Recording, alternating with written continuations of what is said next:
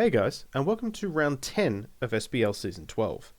The matches we have for you this week are the Universe Unknown with Dragon versus Team Awesome with Normal, and the Pink Potato Club with Fire versus the Fish and Crips with Electric. Hello, everyone. Welcome to one of the final rounds of the season. I'm Nick. I'm here with Dossa, the fairy type man. He loves fairies. Nothing better than a good fairy type, especially against these dragons. That's true. And we're seeing normal and dragon this week. One of the more interesting matchups, huge finals implications. I don't know the finals implication. I didn't do any research, but these two are both in the top five. Only 4 teams can make it. You're one of them, Dossa. Let's go. Garchomp, Terapagos. This Terapagos, especially when I played against Marvin, was just a pain in the behind. Like, between its Terra Shift and just the way Marvin's playstyle is, Yeah. it's hard to get around. Those abilities that limit damage on the first turn are always so frustrating. But this is the most obvious Ice Beam of all time, by the way. I don't know if he can get around it just quietly. Spikes, Ice Beam.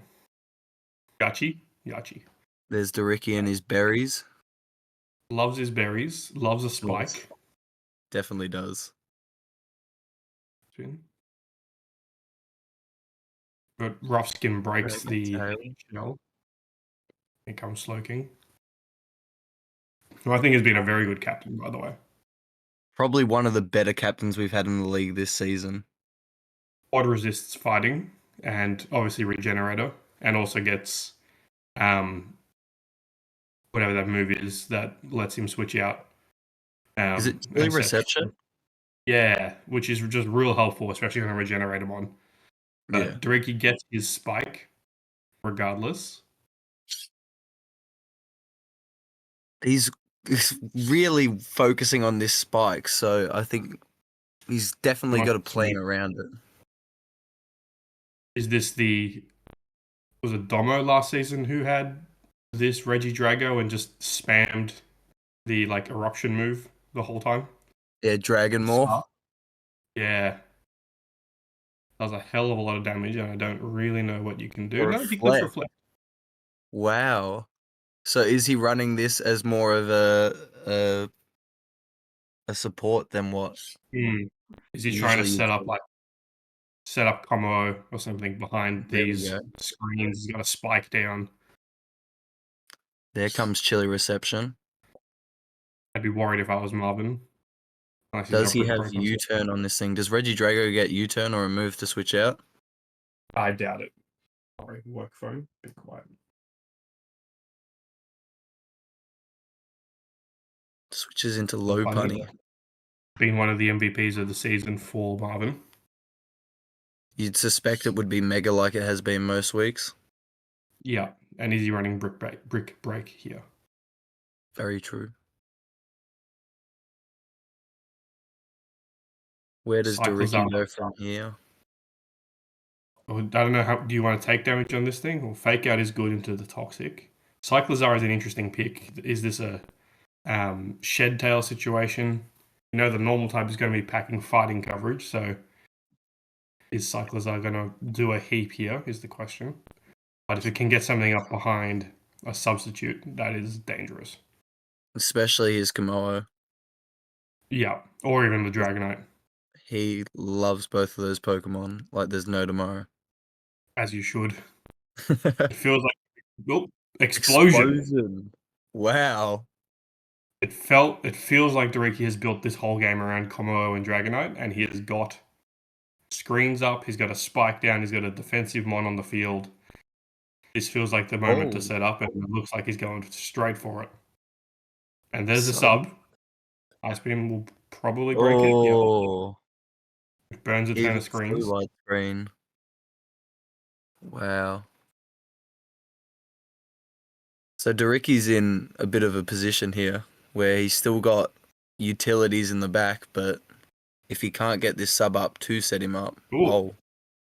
Did that matter? Did that crit matter? I don't know. I think it might have. Wigglytuff. I'm really set up in front of this thing if he's probably going to Petra around here. Yeah.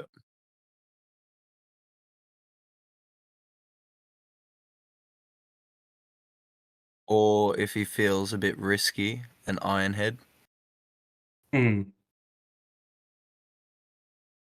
This is where like the Terra captains really stop you from being creative in a sense. Like a nice Terra Steel here would absolutely change the game.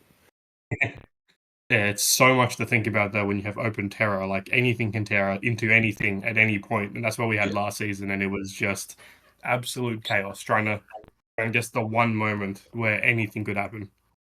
Might I remind you about the great old Terra Ground? Yeah. Literally, I can't even remember what it was on, but it cost me a game. I think it happened twice last season where I was down like 4-2 or something, and I Terra Ground. Belly drum. Belly drum in front of Dazzling Gleam. I wouldn't have done that, but that's a bold play. I mean, Has I he done think that? he definitely Yeah, had to go Dragonite for in behind. something, but I don't know if that's the play. Does he think this Dragonite can just sweep? Maybe. It Wow. probably can, honestly. Reflect doesn't help. I'm sorry if you can hear someone mowing fucking grass in my background. We don't even have any grass. It's all good. And I've with the got my fallacy, birds in the background. I can't believe I called that. Okay, well, as mentioned, Dariki felt like he was building this whole game around setup, spike down, and he But now how much extreme damage does it iron pull? his way. Flinch? 78. Oh And a no! flinch. Oh, that is brutal. Because that Dazzling Gleam would have hurt like hell. And And there Brick goes that Break. head. Wow. That flinch is brutal. Because I don't know what that Dazzling Gleam would have done. It probably one shots? Maybe? I think you'd be really close if not a one shot. Okay. And this is over now, I think. Unless there's there's no sash options here. Because the spike is down. Those spikes that he was so keen to get up coming up massive here. The decision to sack Komua with the belly drum was great because they got Dragonite in at the perfect moment. But that flinch was everything. Dariki might be a genius and I'm just not seeing it. Well, That sack. That was a great sack, but if he can predict Yeah. flinches, then he's basically sacked half of his team to get into this position, and it's worked. He'll get a fake out here, but that doesn't really matter. Because this is over. Unless that 3-shot, which it doesn't? No. It's crazy though how quickly it turned on its head just getting that Dragonite set up with the weakness policy. That's why Dragon is terrifying, because at any moment it can do this. And it has 8 mons that can do this with. And now I all of a sudden feel terrified for next week. You got this. Wow. And there you go, 3-0. It just flipped on its head. He built the whole game around setting up one of those 2 mons, and it worked. Well done. I wonder how you plan for that. Like, if you're practicing with someone, do you practice sacking like that? I guess you got to, but you've also got to consider having rapid spin or defog, maybe on something with prankster or something that is a flying type that's immune to spikes. You need sashes, maybe like a countermon. There's a lot that goes into preparing for something as scary as that. Because I can't help but, like, if I was in that situation, that's a Petron switch there rather than letting the Komoa go down. Yeah, agree, because you're playing defensively to keep it alive, but he knew he had the screens up and the spike down. He had all the conditions he wanted. But then again, that flinch was everything. Before we finish, I'm just going to quickly run that calc because I'm so curious. Yeah. I at home can't see this, but The running weakness a drag policy just does it. Wiggly tough. Of course, it's a blank set. Why would it be? Dazzling Gleam. I'm going to presume max special attack. Ship multi-scale off. 3 votes it for does Dragon, right? 67 to 79. What health was it on? 62, I think it was. Yeah, that would have killed. Oh, Oh, that was so wow. bad. Marvin had it, and that flinch cost him the game. Luck is Probably, you a never know. thing and a half. Wow. Gotta love RNG. Hey, that's how a cookie crumbles sometimes. Well, One that turn where was Marvin was controlling the battle, a flinch goes and ruins it for him. one of the more interesting battles of the season. Dossa, thank you for giving us some of your insights and some of your time. Thank you for having me. Yeah, I don't presume I'll be back here commentating, but it was good fun for one time. And good luck in finals. Hey everyone, welcome back to the SBL. Andrew or that guy here, and I've got my co-commentator Hayden. Say hi to the people. Hello there. Uh, nice everyone. You've got. And this match is non-applicable versus Tacos. Not sure how they pronounce it, but it's electric and fire. Um, Interesting matchup. Another no interaction between the types kind of match, but we we should see some cool stuff happening with the captains as well, because we have a crazy special attacker in Walking Wake facing off against the thickest special wall in Blissey. So that's quite interesting. Um, what do you think about the teams? Well, this is a big match for Tarkos because he needs to win this to try and keep himself in the finals race. Yeah, that is true. And as we've said, these last few weeks are all about matches that are very much pertaining to finals. Now, non applicable is locked in for finals. We know this. Yes. But Tarkos was needing this to have a chance to get into finals. So Yeah. Do or it's an die interest moment. do or die moment exactly. It's an interesting matchup. We see double Rotom. Yep. There's two Rotoms on the board. I see Pincurchin, Yeah, and which is there two. for hands. Yeah, and for Bolt, it would be pretty good. I mean, for all of them, obviously, but I feel like Yes. Yeah. Bolt is looking good in this Well, scenario. in this situation, Bolt is very good because of the fact if not applicable brought Zard Y, then Zard Y will set the sun and activate Proto. Yeah, but also with the terrain, I believe it gets rising voltage. It does, So, yes. But even just a yeah, that's Thunderclap true. in on terrain is going to hurt. Especially to Zard. But yeah, like into Zard, it's not going to be fun. Yeah. I Looking mean, at in this theory, though, it's probably Zard X because of yes. the type, but you never know.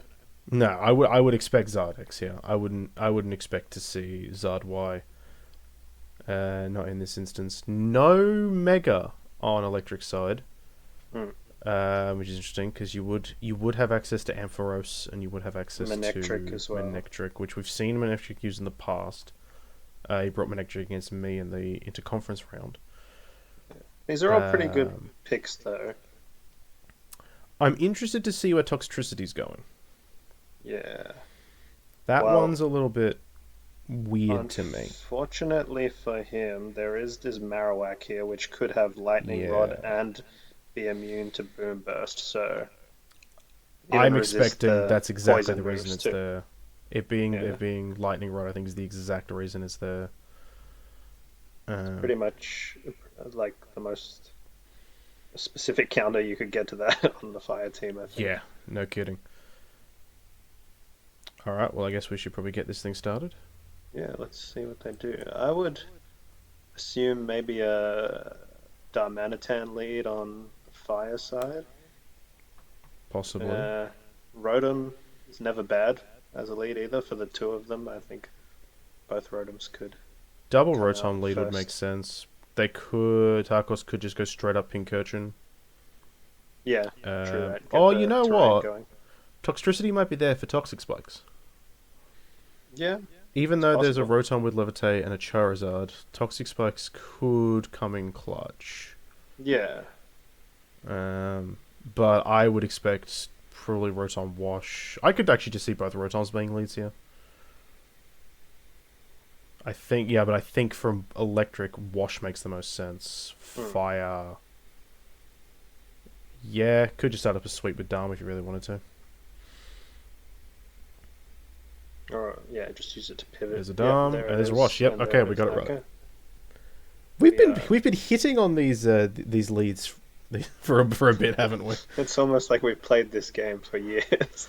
Oh, don't remind me. I saw a picture the other day that talked about what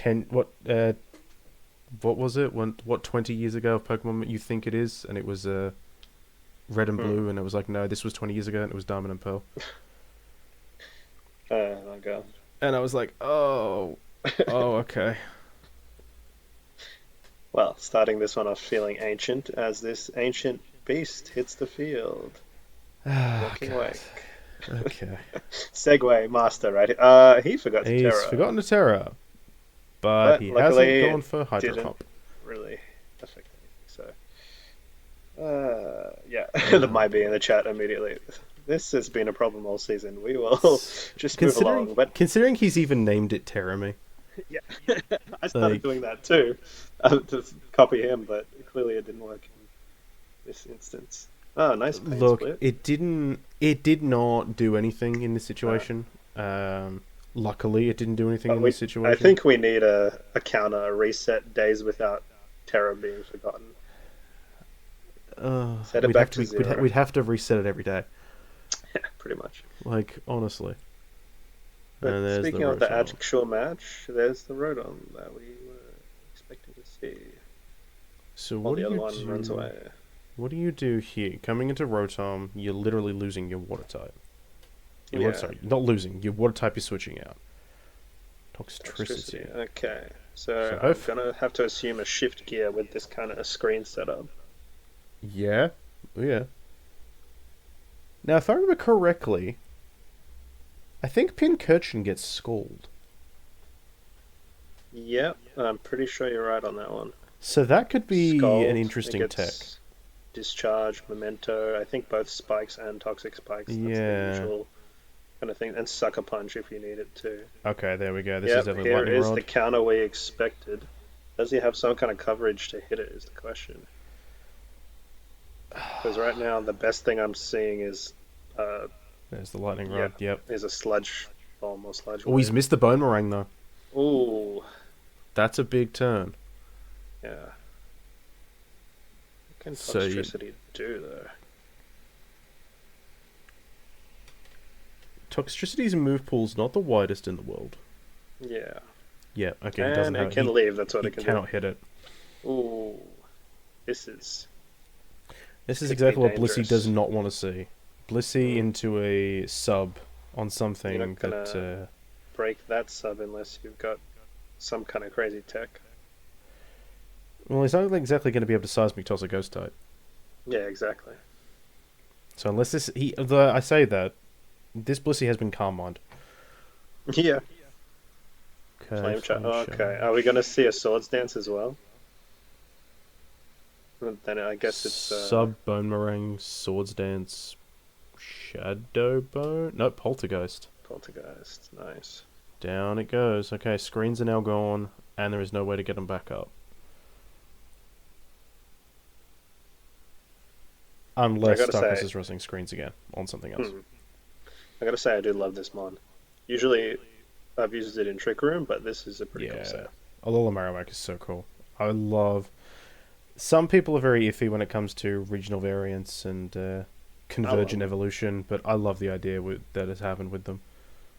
Okay, yeah. There's the Scald. Yep. We called Yeah. the Scald, right? Nice, but you're still gonna... Well, you could Sucker Punch here. Nope. Never mind.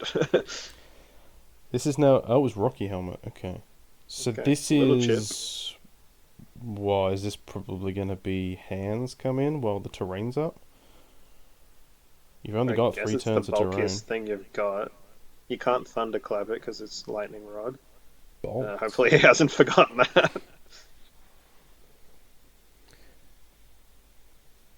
Surely not. Surely he's not going to click Thunderclap. Maybe he thinks he can live one. Maybe he can. It's not attack Boomerang? boosted. Yeah. Goes into the walking Okay, way. there's the switch. Yeah, On the and it was. okay, so it was Pulse, just straight up okay. Dragon Pulse. That's good. Okay. I don't know why I was praying he didn't click that, but I'm just like, more forgetful things have happened. You see a Raging other Bolt, players. you almost assume that it's like, okay, cool, I have to play around the Thunderclap, you know? It has one button that you click 90% of the time. So crit flip turn, which does a total of 9%, which is great. And most of that's been recovered back. Okay. There's the Pain Split. Yeah, so they're both rocking Pain Split on their Rotoms. That's interesting. Great Not surprising, minds but think alike. interesting. Yeah. Looking kind of tough now, though. That Arawak really did a good chunk to the team. Yeah, losing your screen setter, losing your terrain setter, and the fact that it's quite likely that Blissey can't touch it, it's quite likely that Toxtricity can't touch it. It's honestly also quite likely that Hands can't touch it. Yeah. It's You know? actually a very, very smart counter for this type matchup. With Rotom Wash gone. Oh well, okay. Yeah, with Rotom Wash gone, there's not as much that can answer the Marowak. I do wonder, and this is just because it it's in my brain. I wonder if Lantern might have been an interesting grab on this squad. You can use the Volt Absorb to almost completely wall this thing off, and you've got an extra water type. Yeah, it's not a bad point. Now that's just because I have to think about water Pokemon, but Okay. in this instance, Keeping the sub Arcanine's up, out. that was good. Sub up, and we got a Calm Mind up, but E-Speed will outspeed, This'll yeah. break the sub. Thunderclap. Yeah. he Dragon didn't Pulse, Thunderclap, never not enough. In this scenario, though, that's still relevant, because if that KOs, Oh, and it okay. mind. He actually lived the E-Speed. That's good. That's very good to know. that is good. I feel like though this is where I don't know the speed tier between. Oh, okay, here comes Charizard. Marowak in this. Marowak in this is exactly what I was Yeah. thinking. I don't know the speed tiers of them. But yep, here's X and just straight up Earthquake. Yep, this might be game here. Because this is now a physical attacker. Blissey is not going to like seeing that when it has to go Terra Electric. Yeah, I don't know what could kill this before it kills Hands it back. is bulky. Yeah, but I Hands don't does think have it's some gonna bulk take behind two. it. But it won't know, correct. So unless this is even fake out just to get some chip, Fake out would be pretty handy here. and then what do you go for? Drain Punch? It's not Yeah. resisted anymore. It's still a Drain Punch from an Iron Hands. Like that is gonna hurt.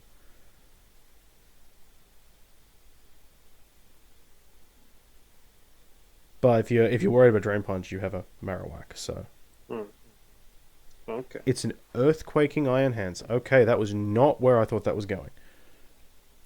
So that was a very, very good call.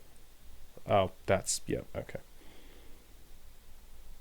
Yeah, now it's looking incredibly rough. And it's Life Orb Iron Hands. But just to... Oh, okay. We have... Okay, he's got the Swords Dance, so Swords he's mitigated Dance, the burn. Just to go back to what you were saying, I checked the speed tiers. Marowak is base 45, whereas Raging Bolt is base 75. So Yeah, okay. Bolt That is one of those would've mons been- where I can never remember yeah, because how it's like fast it is. somewhat slow, which is why Yeah. it needs the Thunderclap, but it's not that slow. Going for the Earthquake on the Rotom is interesting. Yeah, it was a good call out, to be honest. Yeah, because you could have just had that Rotom sit there and just go for Actually, have we seen that Rotom's entire moveset now? We've seen Will-O-Wisp, we've seen Pain Split, we've seen Volt Switch. And have we seen it use a fourth move? I don't know if we saw the fourth move. I don't know if we did. Because it could have just been Overheat, and it could have just gone Overheat, kill Iron Hands. Speaking of Overheat, though, I think this match is over, period. Because Blissey is unlikely to take this down without dying first. And no, not with having to go Terra Electric. It's going to take this Earthquake. Oh? Yeah. And just a Toxic. Yeah. I think T-Wave would have been the play there, just pray for Agreed. powers, but I think this is what you call like GG. Because that, even if Toxtricity was able to take this down, it's not breaking through that Marowak.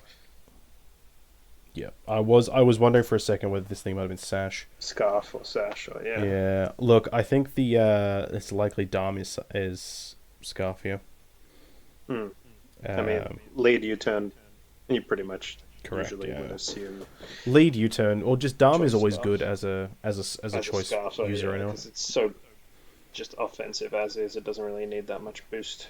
Yeah, well, with Sheer Force you really don't. That's why this thing used to be so good with it used to be Sheer Force Earthquake. No, sorry, not Earthquake. Sheer Force Flare Blitz Life Orb, because you didn't get any of the recoil from the Life Orb. Yeah. But you still boost your Flare Blitz, because Flare Blitz has a chance to burn. That is a solid side effect to have. It's one of those wins where Sheer Force doesn't boost the power of recoil moves, because the recoil is not a side effect of the move. Yeah. But Flare Blitz allows you to smash things out because of the fact it has the ability to burn, which people forget until they have to deal with an Incineroar burning you. That's always fun. Yeah, well, that ties up the season for Tacos, I guess. I mean, there's still one match to be played, but takes them out of playoff contention. Yeah, that is the finals dream now over for Electric. Looking close to that for us as well, but we have to wait on results of a few other matches before we can see if we have a hope or a dream to make it in. Yes, that's gonna be next week. You will hear the results of our clash next week. Yeah, see if one of us can make it. Commentators versing each other. Yeah, and they took to the final round. Yeah. So stay tuned for that one. Hopefully we can bring something at least entertaining, if not something that matters for the playoffs. That's it. All right. Signing off. See you next time. Catch you guys later. At the end of the round, we see the Universe Unknown win 3-0 against Team Awesome, and the Pink Ponyta Club with the 4-0 victory over the Fish and Crips. As for the rest of the round, in the Survivor Conference, we had the Victoria's Dark Secrets with the 2-0 victory over the Cracked Samsungs, the Southside Spice win 5-0 against the Vibey Vulpix, and the Narrow Ninetales take the 6-0 victory over the Primeapes. In the Zangoose Conference, the Swanky Sweepers win 6-0 over the Healesville Sanctuary, Stealth Squadron with the 5-0 win over the Cranny Maggies, and the Fishies Fiends take a forfeit victory of 3-0 over the Slow Queens. Moving over to the ladders, and in the Survivor Conference, positions haven't really shifted, but it does show that this last week is very important. Technically, both 3rd and 4th place are not locked in, and 4 teams have the chance to make it into those positions. We will find out the results of all of this next week. In the Zangoose Conference, our top 3 have been decided. These teams are not shifting next week, but 4th place is still up for grabs, and both players aiming for this position have a game to play off for it between themselves. So it'll be an incredibly important win and in game. For the Golden Fists, the captain's ladders, we can see that the top 5 haven't moved. Not much to talk about on this one at all. But for the main ladder, we do have a new leader in Rock's Iron Boulder, knocking Dark's Meowscarada down to 2nd. We also now have both Kommo-o back in the top 5 together. With a single round to go, we will just see what ends on top of the season. That's everything for this week. I hope you enjoyed. Next week is the last week of the main season, so we've got a whole lot of info to go through then. Thanks again, and I'll see you next time.